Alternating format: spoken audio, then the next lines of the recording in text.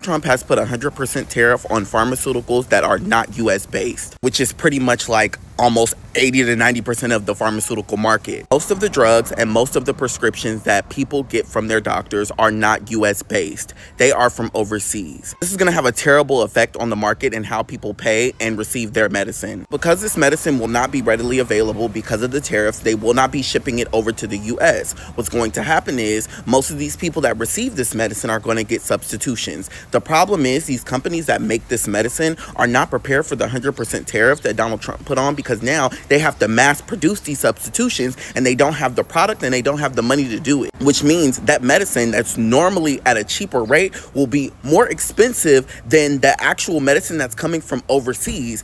And that means that if you don't have insurance, you're paying top dollar for the medicine. And then if you do have insurance, or if you do have a copay, your percentage of that copay is going to raise dramatically, probably 80-90%. The rate of minimum wage and with the way that people can't even get jobs, they're not going to be able to afford medicine. This is going to displace a lot of people, and a lot of people that depend on their medicine monthly, and they depend on their copays, and they depend on their insurance to get this medicine that's already not going to be available, and now it's at a fucking more expensive price. A lot of people are going to end up in the hospital, and I'm not even going to lie, a lot of people might not even be here anymore after this, and it's going to start in October. My whole house is on Medicaid. Okay. My husband, me, our baby daughter. Okay, we're all on Medicaid. Without Medicaid, I wouldn't be able to have the birth control in my arm. You might not have the luxury of that kind of birth control, but there's other contraceptives that are affordable and free that don't require Medicaid. Without Medicaid, I wouldn't be able to have the antidepressants that I have. Well, a quick Google search shows that there are generic antidepressants that are as low as $7 a month. At no cost to me. That's great, but they're a cost to someone.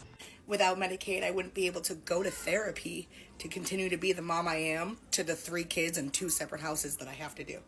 There's a lot of different types of therapy out there, and you know what? There's a lot that are on sliding scales. You might have to be more creative, but you're not going to go without. Without Medicaid, my husband wouldn't be able to go and get the medications that he needs and the treatment that he needs for his disability. That might be true, but this woman's videos are all about her husband's disability, and she's yet to tell us what her husband's disability is, so who knows? Not a single person in my house would have health care. Okay, but at some point you've got to start asking yourself why. We're not a socialist country just because we have socialist programs. Medicaid is designed to be temporary. It's not a lifetime thing. I'm all for people using these services temporarily, but that's the key word, temporarily. These are never designed to be permanent. At some point, you're going to have to take accountability and maybe make some life changes, maybe make a career change, do something different so that your family can have those types of benefits that you're saying that you need. We need Medicaid. And if you live in America, everybody deserves free health care. False. Everyone deserves good health care. Good health care comes with a price. If you want a socialist healthcare system, go live in a country that has it. If you want good healthcare, find a way to pay into the system. Nothing is free. Hey Maga, I know we don't chat much, but I just wanted to do a quick check-in since the Medicaid cut information had been released. Now I know you guys don't like to admit that you use means-tested programs like Medicaid at far higher per capita rates than we do. But you know what? I don't want to fight about that right now. Instead, let's talk about your favorite subject, undocumented people, and the strain you believe that they put on our systems and resources. For the Boomer, Gen X, and Millennial Maga out there, you may remember Pat Buchanan and Lou Dobbs railing against undocumented people for, among 65 other things, their use of ERs as their primary form of healthcare because they had no access to insurance to get any other healthcare, preventative or otherwise, through any other avenue. So in cities with higher undocumented populations, there were increased strains on emergency rooms because thanks to EMTALA, hospitals are essentially the only place where doctors are mandated to provide you emergency care regardless of your status, insurance, or ability to pay. But back to the Medicaid cuts. With the new regulations and restrictions being proposed by the Republicans, the conservative estimates are that over 8 million people will be kicked off of Medicaid. Other estimates are closer to 13 million. When those millions of people lose their health insurance and their ability to see preventative care doctors, where do you think they're going to go for their health care when things go wrong? If you said the ER, you'd be right. The already strained ERs will be filled by people with conditions that could have been prevented. That's a problem, and it might not feel like your problem until you remember that you don't get to choose which hospital your ambulance takes you to after that 3-car pileup or after that heart attack at Applebee's. Pretty sure your family will be worried about the ER resource strain then.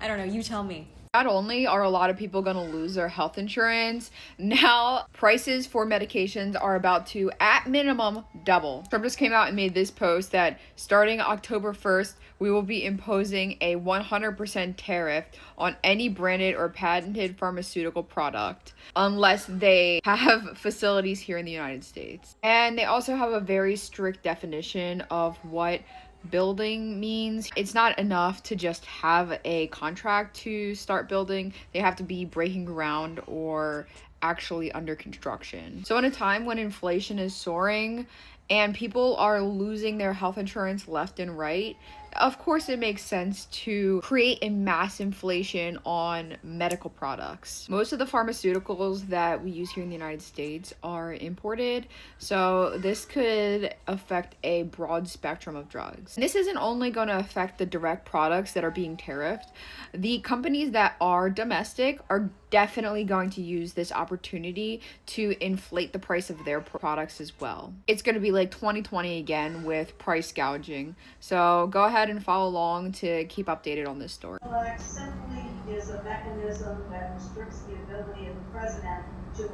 Oh, if they take Medicaid, if they cut SNAP, those people who don't want to work have to work. No, I don't think you're looking at the deeper picture. Nurses, doctors, CNAs, LPNs, all of them gonna lose their jobs too. How, you may say? Well, if they cut all those billions of dollars in Medicaid, most of the people in hospital depend on Medicaid. Most of the people in nursing homes depend on Medicaid, which where RNs and doctors and nurses work. So if all of them die, who's gonna fund the hospitals and the nursing homes? So that means that everybody else lose their jobs too.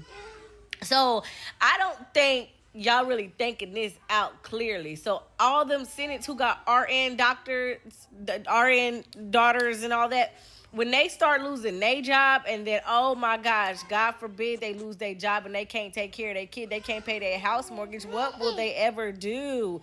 What will they do? Oh no, when their grandma die. Oh no, when their third cousin die, and then they got to go to the funeral and they say, what did Mary Lou die from? And then they say, because Mary Lou was on Medicaid and you guys cut the Medicaid and Mary Lou died, and then what? Oh, my bad.